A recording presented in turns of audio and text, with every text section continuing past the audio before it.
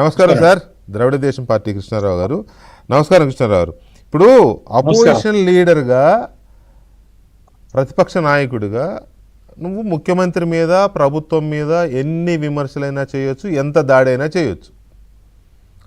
ప్రజలు మిమ్మల్ని ఎంచుకున్నదే అందుకు. ప్రతిపక్షాన్ని మిమ్మల్ని అంటే ఆ పార్టీని, డిఎంకేని కానీ, మా స్టాలిన్స్ని కానీ, వాళ్ళని ఎవరినైనా. కానీ ఆ పని వదిలేసి ఒక మహిళని అడ్డం పెట్టుకొని సీఎంని టార్గెట్ చేయడం, సీఎంని టార్గెట్ చేయొచ్చు, కానీ మహిళని వాడుకోవడం, మహిళని అడ్డం పెట్టుకొని ఈ రకంగా ఒక చీప్ పాలిటిక్స్ ఎంతవరకు కరెక్ట్ కృష్ణారావు గారు? కృష్ణారావు గారు, ఈరోజు జరిగిన హఠాత్ పరిణామాలు అందరూ కూడా సున్నితంగా గమనిస్తున్నారు. కానీ తమిళనాడు రాజకీయాల్లో ఇవన్నీ కాదండి.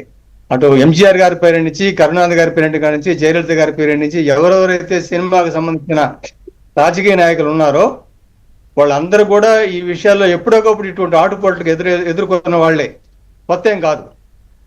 కాకపోతే ఏంటంటే విజయ్ వచ్చేసి కొత్తగా ఇప్పుడు రాజకీయాలకు వచ్చి పార్టీ స్థాపించి ముఖ్యమంత్రి అయిన తర్వాత ఫస్ట్ గా వాళ్ళు ఇచ్చిన స్టేట్మెంట్ ఏంటంటే, డిఎంకే ప్రభుత్వం వారు, డిఎంకే ప్రతిపక్షం వారు, ఒక 6 నెలలు మేము ఈ గవర్నమెంట్ గురించి ఏమి మాట్లాడడం, వాళ్ళు పూర్తిగా టైం ఇస్తాము, ఈ 6 నెలల తర్వాత తప్పులు జరిగితే ఎత్తి చూపిస్తామని చెప్పిన మాట. అయితే ఈ మధ్య అనేక మీటింగుల్లో విజయ్ గారు కూడా చెప్పడం జరిగింది. 6 నెలలు అన్నారు, 6 వారాలు కాకముందే, 6 రోజులు కాకముందే స్టార్ట్ చేశారని చెప్పి ఆయన కూడా దాన్ని ఎత్తిపడిచారు. అదేవిధంగా ఈ మన 6 నెలల్లో కూలిపోద్దని కూడా అన్నాడు కదా స్టాలిన్ గారు. కూలిపోద్దు కూడా అన్నారు. ఇంకొకటి, మా దయాదార్శన్యాలతోటి మేము పంపించిన మీకు పార్టీలోకి వచ్చిన బీసీకే పార్టీ కానివ్వండి, ఉభయ కమ్యూనిస్టు పార్టీ కానివ్వండి, ఐయుఎంఎల్ కానీ, వీళ్ళందరూ కూడా మేము పంపించిన వారే అన్నారు. కాంగ్రెస్ మాత్రం చెప్పకుండా వెళ్ళిపోయారులేండి. వీళ్ళందరూ కూడా నేను పంపిస్తేనే మీ గవర్నమెంట్ ఎద్దేవో చేయడం జరిగింది. కానీ సహించి ఆయన ఒకటే ఒక స్టాండ్ తీసుకున్నాడు. ఇప్పుడు మీరు గమనించి ఉంటారు, ఆయన ముఖ్యమంత్రి అయిన తర్వాత ఎక్కడ కూడా బహిరంగంగా మీడియా సమావేశాలు కానివ్వండి, ఎక్కడ కూడా ఆయన మాట జారకుండా జాగ్రత్తగా పట్టుకొస్తున్నాడు ఆయన.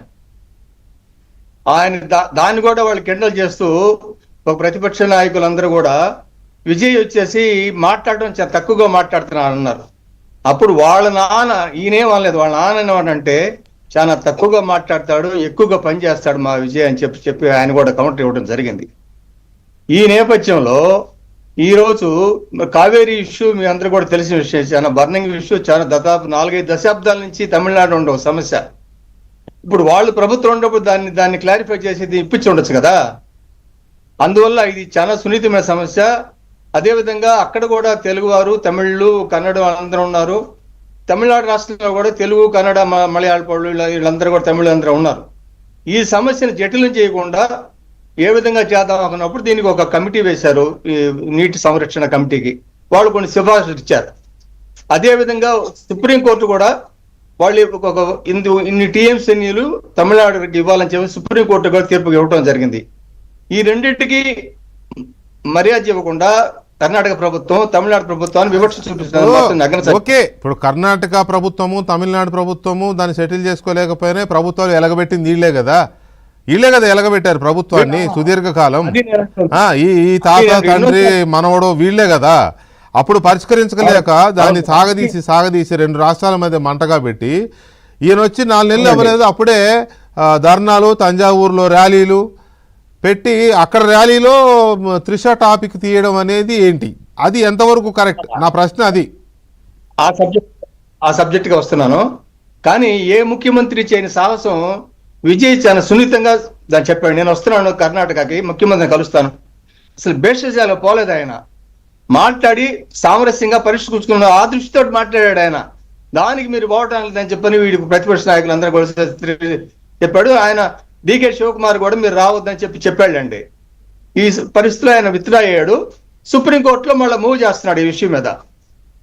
రైతులు కూడా, ఈ టీవీకే ప్రభుత్వానికి సంబంధించిన మంత్రి కూడా చర్యలు తీసుకుంటున్నాడు.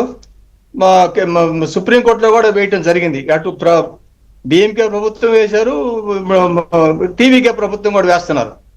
ఈ సమస్య ఇలా ఉన్నప్పుడు ఈ రోజు ఆయన వెళ్ళాడు తంజావూరుకి. వెళ్ళినప్పుడు వాళ్ళ పార్టీ నాయకులు వాళ్ళందరూ కూడా వచ్చారు, కొంతమంది మాజీ మంత్రులు కూడా ఉన్నారు ఆ సభలో. వీళ్ళందరూ ఉన్నప్పుడు ఈ కావేరీ ఇష్యూ నుంచి మాట్లాడడం తప్పే లేదు, అందరూ మాట్లాడాల్సి, ప్రతి ఒక్కరు కూడా మాట్లాడుతుంది ఆ విషయం మీద. మాట్లాడినప్పుడు ఎవరో పబ్లిక్ లో నుంచి అన్నారండి, ఎవరు కూడా ఈయన అనలేదు, ఈ ప్రభుత్వం నుంచి ఎవరు అనలేదు, పబ్లిక్ లో నుంచి ఎవరో ఇప్పుడు ఏం జరుగుతుంది అని చెప్పిన ఆయన ఆలోచించి ఎదురు చూసే మాట అన్నాడు ప్రతిపక్ష నాయకుడు మన ఉదయనిధి స్టాలిన్ గారు. అది ఇది కాకుండా ఆయన ఏం చేస్తున్నాడు అన్నప్పుడు పబ్లిక్ నుంచి ఎవరో ఒక అన్నారు, అది ఈయన అనలేదు. దాన్ని ఎలా చెప్పి ఉండాలంటే, ఒకటి అది మీకే వదిలేస్తున్నాడు ఒక మాట అనొచ్చు, లేదు అది మనం మన అసెంబ్లీ సమావేశాల్లో మనం తెలుసుదాం అనొచ్చు. అది అలాకుండా ఇందాక విద్యాసాగర్ గారు చెప్పారు, అది అనుకుంటే పెద్ద భూతే. ఏమన్నాడు, తన్ని అంగే వరలే తన్ని ఇంగే వరదు అన్నాడు. అంటే ఆయన ఉద్దేశం కొంచెం బూత్ మాటగానే అన్నా కానీ రేపు అది లా ప్రకారం తీసుకుంటే, చట్టపరంగా తీసుకుంటే అది చెల్లదు. సరే, అది చట్టపరంగా అన్నీ చెల్లాలని లేదండి. కోర్టుల్లో గెలిచిన చాలా కేసులు ప్రజా కోర్టులో ఓడిపోతూ ఉంటాయి, కోర్టులో ఓడిపోయిన కేసులు ప్రజా కోర్టులో గెలుస్తూ ఉంటాయి. ఇప్పుడు ఒక బూత్ మాట మాట్లాడేసి కోర్టులో నిలబడలేదు అంటే, అసెంబ్లీలో భువనేశ్వర్ గారి విషయంలో, చంద్రబాబు నాయుడు గారి విషయంలో నానా బీభత్సంగా మాట్లాడితే స్పీకర్ చోద్యం చూస్తూ కూర్చున్నాడు. ప్రజాకోర్టు ఏం చేసింది, తీసి నేలకేసి కొట్టింది ప్రజాకోర్టు. 150 సీట్లు గెలిచిన వాడిని 11 సీట్లకు పరిమితం చేసింది ప్రజాకోర్టు. అహంకారం నెత్తికెక్కి ఎక్కబడితే అట్లా మాట్లాడతామంటే కుదరదు. నీకు ఒక కల్చర్ని పక్కన పెట్టి స్వతహాగా ఏ కుటుంబం నుంచి లేకుండా సొంతంగా సీఎం అయిన వ్యక్తిని ఇంతగా టార్గెట్ చేయాల్సిన అవసరం లేదు. నువ్వు పరిపాలన చేత కాకపోతే, పరిపాలన బాగలేకపోతే పరిపాలన బాగలేదని మాట్లాడండి. ఇప్పుడు ఒక్క నిమిషం కృష్ణారావు గారు, ఒక్క నిమిషం సాగర్, ఇప్పుడు చెప్పండి. ఇందాక మనం మాట్లాడుతున్నాం కదా, ఈ రకంగా ఆయన అన్నది బూతే అని మీరే అన్నారు.